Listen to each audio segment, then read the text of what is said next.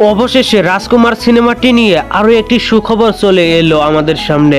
এবার আসতে চলেছে রাজকুমার সিনেমার দ্বিতীয় গান বরবাদ। ইয়েস, কিছুক্ষণ আগে পরিচালক হিমেল আশরাফ একটি পোস্ট করে দর্শকদের জানিয়ে দেয় আগামী পরশু মানে 2 এপ্রিল আসতে চলেছে বরবাদ শিরোনামের সেট গানটি। 2 এপ্রিল বাংলাদেশ সময় সন্ধ্যা 7টা এবং ভারতীয় সময় সন্ধ্যা 6টা 30 মিনিটে ভার্সেটাইল মিডিয়ার অফিসিয়াল ইউটিউব চ্যানেলে প্রকাশ পাবে রাজকুমার সিনেমার বরবাদ শিরোনামের গানটি। গানটিতে যৌথভাবে কণ্ঠ দিয়েছেন প্রিন্স মাহমুদ এবং নবাগত কণ্ঠশিল্পী আলিফ। গানের কথা ও সুর প্রিন্স মাহমুদের।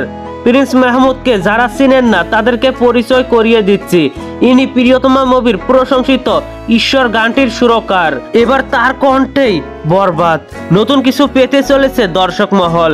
গানটির লিরিক্স ইতিমধ্যে নেট দুনিয়ায় ভাইরাল।